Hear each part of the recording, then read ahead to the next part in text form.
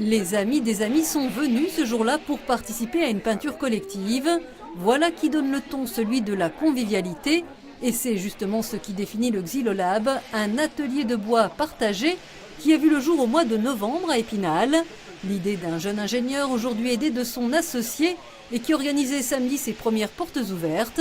Sur le principe des Fab Labs, des laboratoires de fabrication, le Xylolab propose un espace de connaissances et de pratique sur des machines-outils performantes et numériques. Un lieu qui est vraiment destiné à des personnes qui sont complètement novices ou débutantes, comme à des utilisateurs confirmés, qui pourront venir trouver ici une machine spécifique, par exemple une fraiseuse numérique ou une imprimante 3D ou une découpe laser demain, qu'ils n'ont pas chez eux ou qui est économiquement pas abordable.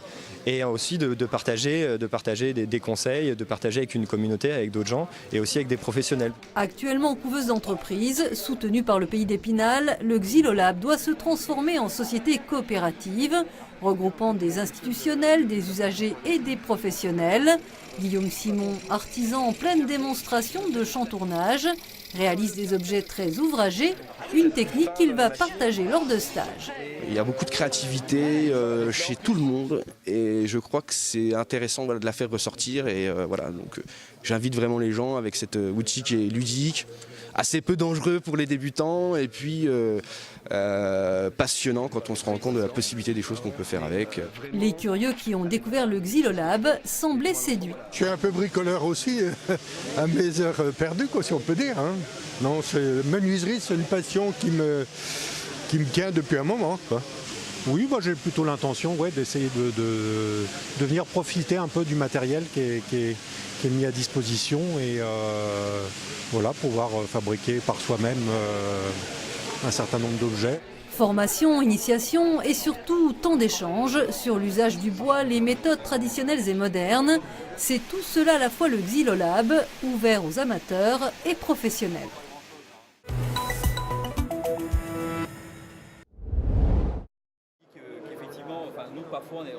Lorsqu'on se balade dans les allées du salon, on croise des robots. Beaucoup de robots. Ils sont développés par des écoles, des plateformes technologiques et laboratoires, des start-up, mais aussi des grands groupes comme Siemens. Pour l'entreprise qui possède une usine à Haguenau, ce salon permet de présenter leurs dernières nouveautés, mais aussi de rencontrer d'autres acteurs du domaine. Clairement, le digital a changé la manière de faire au niveau d'un fournisseur industriel comme nous. Autant il y a encore quelques années sur le 3.0, on allait voir un client, on leur disait voilà, on a des logiciels, on a du hardware, on peut vous aider, voire on peut prendre un clé en main et réaliser une installation 3.0 avec vous. Sur le 4.0, c'est un peu différent, c'est-à-dire que là, il faut un écosystème.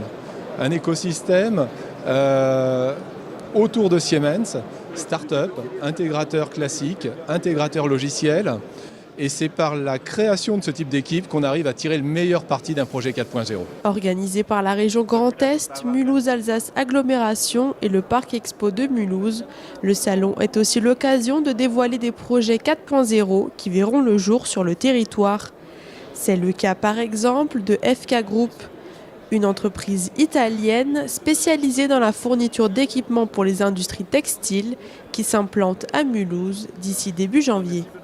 On a la chance d'avoir un vrai campus textile composé de laboratoires, composé d'universités, composé de chercheurs et aussi d'avoir une multitude de petites PME du textile qui sont implantées tout autour et ce microcosme en fait leur a donné envie de venir à Mulhouse plutôt que de s'installer dans le Bade-Württemberg ou au Luxembourg. Le salon, c'est en fait la concrétisation de ce qui se passe au niveau de ce territoire depuis à peu près les années 2011-2012 où nous avons mis en place une démarche d'action concertée avec l'ensemble des acteurs, faire un travail ensemble pour mobiliser en fait l'ensemble des énergies, fertiliser les recherches de solutions, regarder comment ensemble on peut permettre d'accélérer la croissance et le développement vers le numérique des industries. À côté des nombreux stands d'exposants, plusieurs dizaines de conférences et débats étaient organisés. Au total, près de 3500 visiteurs sont venus découvrir les dernières innovations et parler affaires au Salon des industries du futur.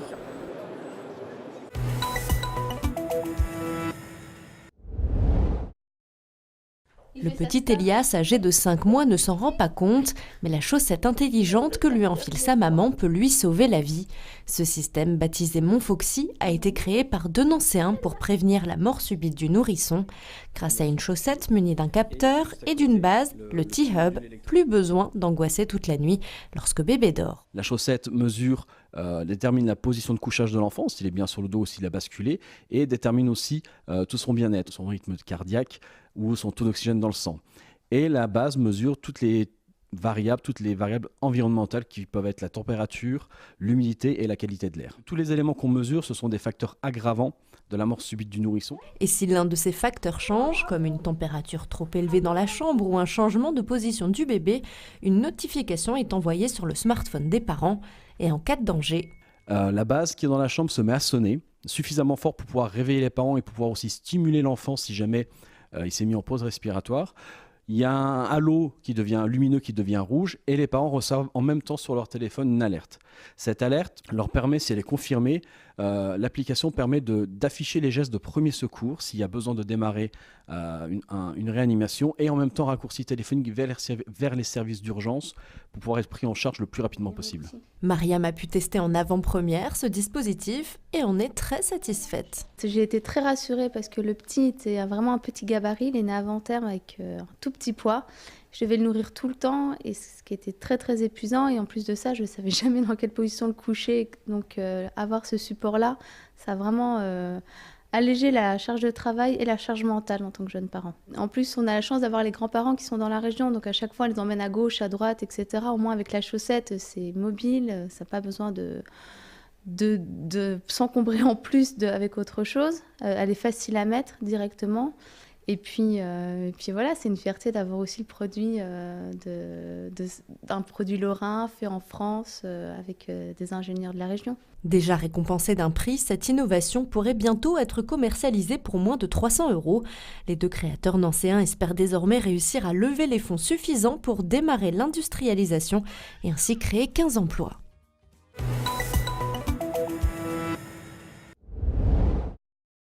Tous les 5 ans, un exercice d'alerte d'ampleur nationale met à l'épreuve le plan particulier d'intervention. Aujourd'hui, la 2e journée de cet exercice se concentre sur l'évacuation de la population. Le motif, c'est que nous avons des rejets dans l'atmosphère et que naturellement, pour éviter que les populations ne soient exposées, nous les mettons à l'abri en les évacuant. D'accord, on a 60 enfants à évacuer, je vais prévenir mes collègues. Parmi les publics prioritaires à évacuer, les enfants. Pour l'exercice, le centre de loisirs Anne Frank a été sélectionné. On a un état d'urgence, il faut évacuer les enfants à cause de la centrale. C'est un exercice que vous avez un peu préparé ou là ? Pas du tout. C'est la première fois qu'on le fait. Et ça vous semble intéressant, vous qui vivez ici ? Oui, franchement c'est très intéressant et c'est très important de faire au cas où il se passe vraiment cet acte-là. Et puis voilà. Là on attend qu'on vienne nous évacuer avec le bus, donc on attend les forces de l'ordre. Les 2 bus affrétés pour l'exercice les mèneront 200 mètres plus loin. Alors il paraît qu'il y a une exposition justement sur la centrale nucléaire et tout ce qui est sur l'évacuation. Dans la réalité, en cas d'alerte, un périmètre d'évacuation immédiate de 5 km autour de la centrale est mis en place. Il concerne 7 communes, comme ici à Saint-Aubin. Et dans la réalité, je vous empêcherai de rejoindre nos gens. L'idée, c'est de préparer l'évacuation. Dans un premier temps, on met un dispositif avec les 16 points de contrôle qui vont nous permettre de sanctuariser la zone des 5 km. Mais dans l'heure, on aura des renforts du 51 et du 52. Donc on pourrait facilement monter dans les 2 heures à 500 voire 600 personnels. Au maximum 250 à 400 personnes à évacuer par secteur, ce qui nous permet de faire un secteur. Ce secteur-là est terminé, on passe à un autre secteur. En mairie, les consignes en cas d'alerte sont consignées dans le PCS, plan communal d'intervention. On a l'impression qu'on évacue, il faut que ce soit évacué dans le quart d'heure. Mais non, il y a un nombre d'heures quand même assez conséquent. Toutes les personnes, bien sûr, vulnérables, mobilité réduite, qui sont répertoriés dans le PCS et qui, bien sûr, seront traités différemment du reste de la population qui est, bien sûr, mobile. En cas d'alerte importante, le périmètre est étendu à 20 km. Il concerne alors 100 communes et près de 80 000 habitants.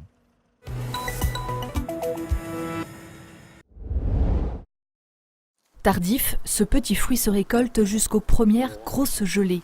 La cueillette de la canneberge a débuté en octobre, ici dans cette pépinière située près de Remiremont. C'est un fruit qu'on va trouver à ras le sol, c'est une plante qui est complètement tapissante.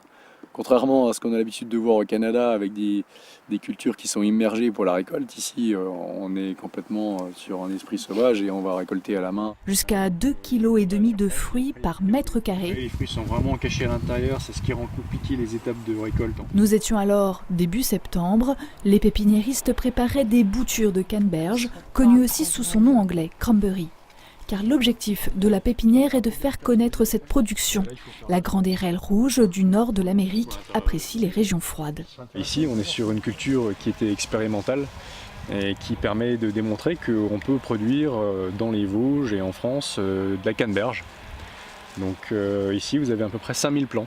Vous avez 25 plants au mètre carré qui ont été repiqués, de manière à avoir un tapis bien homogène, bien dense. Dans le département, il existerait une seule exploitation domestiquée de ce fruit aux vertus diverses, antioxydants et permettant de lutter contre les infections urinaires. Si on la coupe, vous avez 4 loges qui sont complètement creuses. C'est pour ça qu'on voit souvent dans les publicités à la télé ces fruits qui remontent à la surface de l'eau. Alors dans l'esprit commun des gens, ils s'imaginent que c'est un fruit qui pousse dans l'eau, mais en réalité c'est une plante qui pousse dans un milieu ici presque forestier. Mais simplement pour les étapes de récolte, aux États-Unis, on va inonder les parcelles et puis battre les plants de manière à faire remonter les fruits à la surface pour les récolter plus facilement. La canneberge s'apprécie en jus, en confiture ou dans des pâtisseries.